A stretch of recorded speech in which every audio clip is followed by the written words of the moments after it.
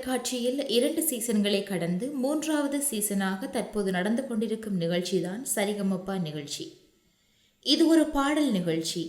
இந்நிகழ்ச்சிக்கு இந்தியாவில் மட்டுமல்லாது வெளிநாடுகளிலும் இருந்து பலர் தன் பாடும் திறமையை வெளிப்படுத்த இந்த நிகழ்ச்சிக்கு வந்திருக்கின்றார்கள்.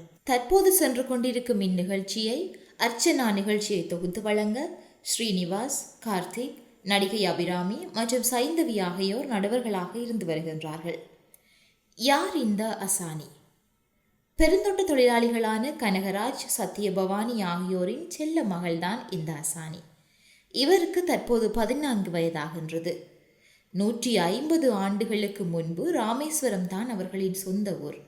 அதன் பிறகு அவர்கள் இலங்கைக்கு அகதிகளாக இடம்பெயர்ந்து தற்போது இலங்கையின் கண்டி பகுதியில் வாழ்ந்து வருகின்றார்கள்.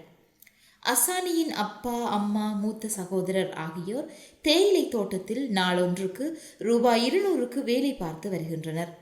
அசானியின் மற்றொரு சகோதரர் டீ கடையில் வேலை செய்து வருகின்றார். இவருக்கு வெறும் FM ரேடியோவை கேட்டு பாடல்களை பாடுவதுதான் வழக்கம். அவரது திறமையை அறிந்த அவரது குடும்பத்தினர் மற்றும் ஊர் மக்கள் இந்த சரிகமபா நிகழ்ச்சிக்கு இவர் பாடிய பாடல் ஒன்றை அனுப்பி வைத்திருக்கின்றார்கள். இந்த நிகழ்ச்சிக்கு தான் பாடலொன்றை பாடி அனுப்பி வைத்திருந்தும் பணப்பற்றாக்குறை காரணமாக இவரால் மெகா தேர்வில் கலந்து கொள்ள முடியவில்லை. இதை அறிந்த ஊர் மக்கள், உறவினர்கள் அனைவரும் ஒன்று திரண்டு தங்களால் இயன்ற உதவிகளை செய்துள்ளனர். அது மட்டுமின்றி தங்களின் உண்டியல் பணத்தை கூட கொடுத்து வெற்றி பெற்று வா என்று வாழ்த்தி அனுப்பியுள்ளார்கள். இவ்வாறு இந்தியாவிற்கு வந்ததும் விமான நிலையத்தில் இவர் சரிகமபா நிகழ்ச்சியில் பங்கு பெற்றத்தான் வந்திருக்கிறார் என்று அறிந்தவர்கள் அசானியை அழைத்து அவரை 1-2 பாடல்கள் பாட சொல்லி நிச்சயமாக வெற்றி பெறுவீர்கள் என்று வாழ்த்தி அனுப்பியிருக்கிறார்கள். மெகா ஆடிஷனில் பங்கேற்காத அசானிக்கு நிகழ்ச்சியில் தற்போது பாட வாய்ப்பு அளித்துள்ளனர் நடுவர்கள். அதற்கிணங்க அவர் அந்த மேடையில் ராசாவே உன்னை நம்பி என்ற பாடலை பாட அவருக்கு அங்கிருந்தவர்கள் அனைவரும் அவரின் பாடலுக்கு பெரும் வரவேற்பு கொடுத்தார்கள்.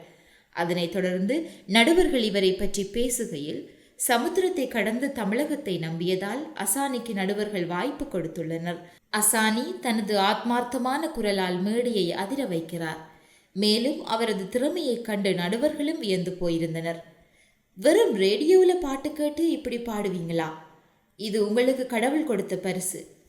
பயிற்சி அதிகமாக இருந்தால் நிறைய சம்பாதிப்பீர்கள் என நடுவர்கள் பாராட்டியுள்ளனர்.